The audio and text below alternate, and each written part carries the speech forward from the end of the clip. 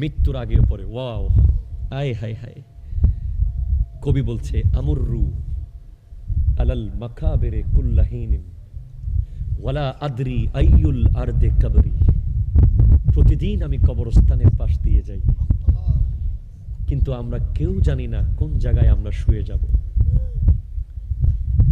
আমরা এই জায়গাটা, আমি 3 কাঠা জায়গা কিনছি, এখানে আমি 10 তলা বাড়ি করব, এটা আমি জানি, ঠিক কিনা বলেন না? আমরা এই বিষয়ে খুব সিরিয়াস। এখানে একটা বাড়ি করব, 10 তলা বাড়ি, 6 তলা বাড়ি, কিন্তু কোথায় আমি শুয়ে যাব? কত জানাজার পড়েছি নামাজ, দিয়েছি কত দাফন, কোথায় যেন হবে আমারও তৈরি সাদা কাফন। কত জানাজার পড়েছি নামাজ, দিয়েছি কত দাফন। 2 দিনের দুনিয়াতে কত জনের দেখা, হাসি খুশি সব ছেড়ে যেতে হবে একা। নেওয়ার জন্য আসিবে একটি খাটের গাড়ি, সেই গাড়ির শেষে স্টেশন, কবর হবে বাড়ি। ওরে কবর দেশে থাকবে না রে কোনো আলো বাতি,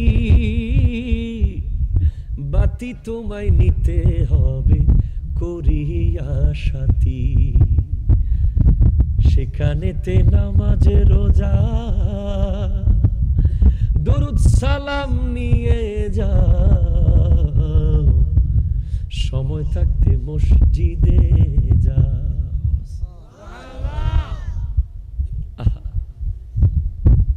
অহংকার যখন বেশি বেড়ে যায়, দাম্ভিকতা যখন অনেক হয়ে যায়, যখন দুনিয়া তোমাকে অন্ধ করে ফেলে, একটু কবরস্থানে যাবে। ওই গাছের নিচে বসে বসে তোমার দাদাকে জিজ্ঞেস করিও, দাদা কেমন আছো? বাতি জ্বলে? দাদা জেনারেটর কি আছে ওখানে? দাদা জানালা দিয়ে দেখতে পারো কিছু? দরজা খুলে কি আসতে পারো না? একটু উপরেই তো দুনিয়া চলছে তোমাকে ছাড়া। জাস্ট আমি যখন হোঁচট খেয়েছি পরশুদিন, ধপ করে যখন পড়েছি, আমি বেহুশ হয়ে গেছি মুহূর্তে। কালিমা পড়া শুরু করে দিয়েছি। কত ফ্যান, কত ফলোয়ার, কত মহব্বতের মানুষ পৃথিবীতে আমার। আমেরিকা থেকে ফোন আসে, লন্ডন থেকে ফোন আসে, 64 জেলার মানুষ এই চেহারাটা চেনে, কিন্তু যেই মাত্র রুটা চলে যাবে,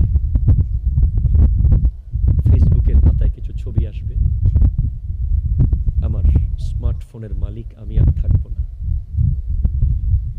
এটার মালিক হয়ে যাবে অন্য কেউ। আমার চাবির রিং আর আমার থাকবে না, আমার জুতো আমার থাকবে না, আমার বইগুলো আমার থাকবে না। আমি কবরে যাওয়ার আগেই আমার সন্তানেরা সব ভাগযোগ করে নিয়ে নেবে। এই পৃথিবী আমার জন্য অপেক্ষা করবে না। এই চেয়ারে আরেকজন এসে বক্তব্য শুরু করে দেবে। এটাই পৃথিবী। মনে রেখো, তুমি ঢাকা যেতে যেতে পথে পথে মিনারেল ওয়াটার তুমি কিনতে পারো, পথে পথে তুমি টুথপেস্ট আর ব্রাশ কিনতে পারবে। কবরের সফরে কিন্তু পথে পথে কিচ্ছু কিনা যায় না। হয়তো দুটা থেকে একটা, হয়তো রাউদাতুম মিন রিয়াজিল জান্নাহ, অথবা খুফরাতুম মিন খুফরিন নিরান। জানো, কবর কথা বলা শুরু করে। তোমাকে যখন শোয়া দেওয়া হবে, জাস্ট চারপাশ থেকে হয়তো খুব পোলাইট, খুব নির্মল মধুর আওয়াজ আসবে, আহলান সাহলান মারহাবা। বলবে, জমিনের উপরে তুই সবচেয়ে প্রিয় ছিলি আমার, আমি আল্লাহকে বলতাম, আল্লাহ ওকে আমার মধ্যে শোয়া দিও। তোকে এলাকার মানুষ খ্যাত বলতো, তুই দাঁড়িয়ে রেখেছিলি তাই তোকে অনেকে ঠেস মারতো, তুই নিয়মিত মসজিদে সবার আগে চলে যেতি, তোকে মানুষ হুজুর ডাকতো, কিন্তু আমি তোর অপেক্ষায় ছিলাম। আয় আজকে তুই দোলা সেজে যা, তোর কবর 70 হাত লম্বা হয়ে গেছে, তোর কবরের পাশ দিয়ে জান্নাতের জানালা খুলে গেছে, তোর কবরে আমার নবী হাজির হয়েছে, নবী তোকে চিনতেছে, নবী তোকে জড়িয়ে নিয়েছে। আর আরেক দল যাদের জীবনে মিথ্যা ছাড়তে পারে নাই, গীবত ছাড়ে নাই, চুগলি ছাড়ে নাই, সুদ ছাড়ে নাই, ঘুষ ছাড়ে নাই, নামাজ ঠিক মতে পড়ে না, দুনিয়া দুনিয়া দুনিয়া দুনিয়া করছে, হুট করে ধপ করে পড়ে যাবে, কোনো এক রাস্তার মোড়ে পড়ে যাবে, কোনো এক হাসপাতালে আইসিইউতে পড়ে থাকবে, একটা পুরাতন কাপড় দিয়ে ঢেকে নিয়ে আসবে মানুষ, তাকে আর নতুন কোনো কাপড় দেওয়া হবে না, তার সন্তানরা তার গা টাচ করবে না, মানুষ ডেকে ধোয়া দিয়ে দাও তাড়াতাড়ি। কবর চিৎকার করে বলবে, তুই কি জানতি না আমি আগুনের ঘর, আমি অন্ধকার ঘর, তুই কি জানতি না? তোকে কি কেউ বলে নাই আমার এখানে 70টা সাপ তোকে কামড়াবে, তোর মাথার মগজ চুষে চুষে খেয়ে ফেলবে, এমন এমন পোকা বের হবে যেই পোকা তুমি জীবনে কোনোদিন দেখো নাই। আমি বারবার বলি, এই ওয়াজ করার পরে আর কিচ্ছু ভালো লাগে না ভাই, বিশ্বাস করেন, আর কিচ্ছু ভালো লাগে না। কেমনে থাকবো, কেমনে, কিভাবে থাকবো? একটু কারেন্ট চলে গেলে একা অন্ধকার ঘরে বেশিক্ষণ আমরা টিকতে পারি না, গায়ের উপর দিয়ে ছোট্ট একটা টিকটিকি হেঁটে গেলে আমরা ভয়ে কেঁপে উঠি, একটা ইঁদুর হেঁটে গেলে আমরা কত ভয় পাই। আর 70টা সাপ,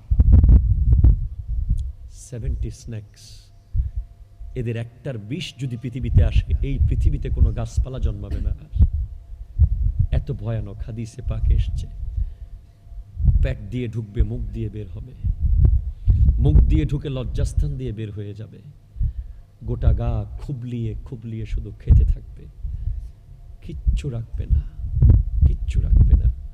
আরে তুমি কে, আমি কে? যেখানে হযরতে ওসমান গনি রাদিয়াল্লাহু তাআলা আনহু, আমার নবী যাকে জান্নাতের গ্যারান্টি দিয়েছেন বারবার বারবার, উনি কবরের পাশ দিয়ে যাওয়ার সময় কাঁদতে কাঁদতে দাড়ি ভিজিয়ে ফেলতেন। সাহাবারা জিজ্ঞেস করতো, আপনি কেন এত কাঁদেন? আপনার কিসের কবরের চিন্তা, আপনার জান্নাত তো নিশ্চিত।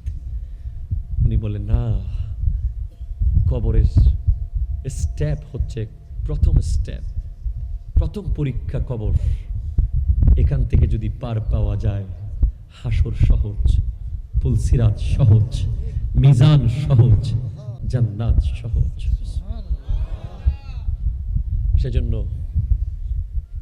প্রতিদিন একটা অদৃশ্য লাগেজ ঘরের কোনায় রাখবে। অদৃশ্য লাগেজ, কি লাগেজ? অদৃশ্য একটা লাগেজ রাখিও ঘরের কোনায়।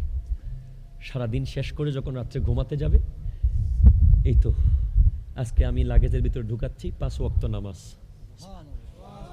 1 পৃষ্ঠা কোরআন শরীফ পড়েছি, রাস্তায় ফকির পেয়েছিলাম 100 টাকা দিয়েছি, এরপরে গরিব দুঃখীকে 100 টাকা দিয়েছি, এরপরে 10 বার আল্লাহ জিকির করেছি, 100 বার দরুদ শরীফ পড়েছি। এভাবে করে প্রতিদিন রাখবে। লাগেজ যার যত বেশি, পথে তার কষ্ট তত কম, ঠিক না? যার সামান কম, পথে তাকে ভিক্ষা করতে হবে রোডে রোডে। সেখানে টাকা নেওয়া যায় না, নামাজ কিনে নেওয়া যায় না। আল্লাহ পাক কবুল করুন, আজকের মাহফিলকে কবুল করুন, আমাদেরকে এই কথাগুলো আমল করার তৌফিক দান করুন, আমাদের মা বোনদেরকে পর্দানশীন হওয়ার তৌফিক দান করুন। মা গো, বোন আমার, আপনাদের জন্য জান্নাতের 8টা গেট খোলা সহজ। কাজ করবেন শুধু 4টা, 5 ওয়াক্ত নামাজ পড়বেন, রোজা রাখবেন, নিজের শরীরকে একদম ঢোলাঢালা কাপড় দিয়ে ফুল আবৃত করে রাখবেন সব সময়। এরপরে স্বামীর কথায় উঠবেন আর বসবেন। এই 4টা আমল করলেই আপনার জন্য জান্নাতের 8টা গেট খুলে যাবে। আর সামনে গেলাম না। আল্লাহ পাক আজকের মাহফিলকে কবুল করুক, আজকের এই আয়োজনকে কবুল করুক। যে ফিলিংস অন্তরে এসেছে এটা নিয়ে বাসায় যান। কবরের যে একটা ফিলিংস, কবরের যে একটা ভয় ঢুকেছে, এটা নিয়ে বাসায় চলে যান। নাতে রসুল শুনিয়েছি, আরো শোনাবো ইনশাআল্লাহ। আজকে আর নয়। ও আখিরু দাওয়ানা আলহামদুলিল্লাহি রাব্বিল আলামিন। আসসালামু আলাইকুম ওয়া রাহমাতুল্লাহি ওয়া বারাকাতুহু।